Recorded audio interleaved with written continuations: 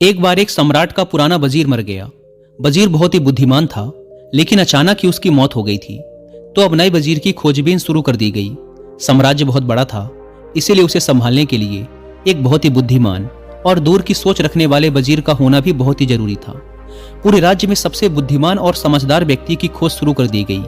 इसके लिए पूरे राज्य में तरह तरह की परीक्षाएं आयोजित की गई और पूरे राज्य भर से विभिन्न समझदार और विचारशील व्यक्तियों को छांटा गया और फिर आगे उनकी और भी मुश्किल परीक्षाएं ली गई और अंततः केवल 3 चुने हुए व्यक्तियों को राजधानी लाया गया ताकि सम्राट उनकी अंतिम परीक्षा ले सके। उन तीनों को राजमहल के एक कक्ष में ठहराया गया और सम्राट के द्वारा यह घोषणा कर दी गई कि कल इनकी अंतिम परीक्षा ली जाएगी और जो भी उत्तीर्ण होगा उसे राज्य का वजीर घोषित कर दिया जाएगा। लेकिन आश्चर्य की बात तो ये थी कि शाम होते होते पूरी राजधानी में ये बात फैल गई कि कल सम्राट कौन सी परीक्षा लेने वाला है। सारे नगर में इसकी चर्चाएं होने लगी। सम्राट एक बहुत ही अजीब परीक्षा लेना चाहता था। कल सुबह उन तीनों को महल के एक बड़े कक्ष में बंद कर दिया जाएगा और उस कक्ष के दरवाजे पर एक बड़ा सा ताला लगा दिया जाएगा। वह ताला उस राज्य के गणितज्ञों, कारीगरों और इंजीनियरों ने मिलकर बनाया था। उस ताले पर कोई चाबी नहीं लगती थी। ताले के ऊपर केवल कुछ गणित के अंक लिखे हुए थे और उन अंकों में एक पहेली छुपी हुई थी। जो भी उस पहेली को हल कर सकेगा वही उस ताले को खोलने में सक्षम हो पाएगा। धीरे धीरे ये बात उन तीनों के पास भी पहुंच गई कि कल उन तीनों को एक कमरे में बंद कर दिया जाएगा और बाहर एक ताला लगा दिया जाएगा जिसकी कोई चाबी नहीं है। बस उस ताले के ऊपर कुछ गणित के अंक खुदे हुए हैं जिनमें एक पहेली छुपी हुई है।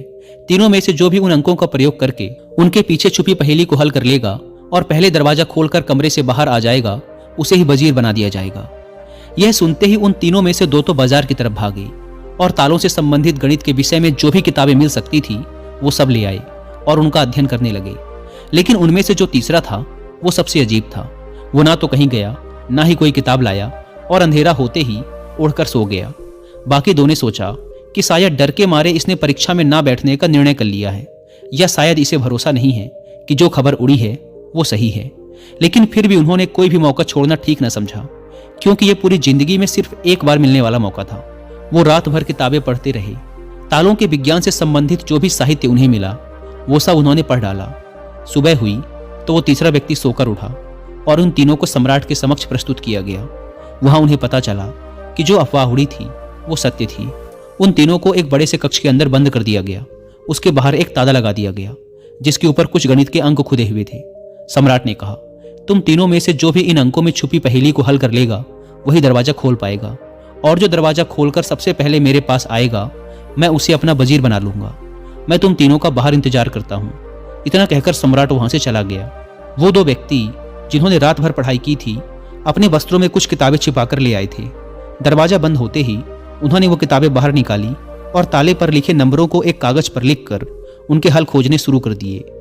लेकिन जो वो तीसरा व्यक्ति था उसने कुछ ना किया। वह अपनी आंखें बंद करके कमरे के एक कोने पर शांति से बैठ गया। उसे बैठा देखकर वो दोनों हंसे और तंज कसते हुए कहा, क्यों, हार मान गए क्या? कुछ करो तभी तो कुछ होगा। उन्हें लगा जैसे उसने हार मान ली है। वह डर गया है और अब वह कुछ भी प्रयास नहीं करना चाहता। लेकिन उसका मन एकदम शांत था। उसकी आंखों से स्थिरता झलक रही थी। वह परेशान नहीं मालूम पड़ता था। वह बैठा रहा। फिर अचानक उसे कुछ सूझा। वह उठकर दरवाजे के पास आया और धीरे से उसे धक्का दिया, और यह क्या, दरवाजा खुल गया। वह कमरे से बाहर चला गया। लेकिन वो दोनों व्यक्ति अपनी किताबों में ही डूबे रहे। उन्हें पता भी ना चला कि वो तीसरा कमरे से बाहर जा चुका है। उन्हें तो पता ही तब चला जब सम्राट उस तीसरे व्यक्ति को लेकर अंदर आया और बोला, बंद करो अपनी ये किताबें। जिसे बाहर निकलना था वो तो कब का निकल चुका। यह देखकर वो दोनों दंग रह गए और पूछा, आखिर तुम बाहर कैसे निकले? सम्राट ने कहा, ताला तो लगाया ही नहीं गया था, क्योंकि बंद ताले को तो खोला जा सकता है, लेकिन जो ताला लगाया ही ना गया हो उसे कैसे खोलोगे? ये आदमी तुम तीनों में सबसे ज्यादा समझदार है, क्योंकि इसने समझदारी का पहला परिचय दिया। इसने ताले पर लिखे अंकों को हल करने से पहले यह जानने का प्रयास किया कि आखिर ताला लगा भी है या नहीं।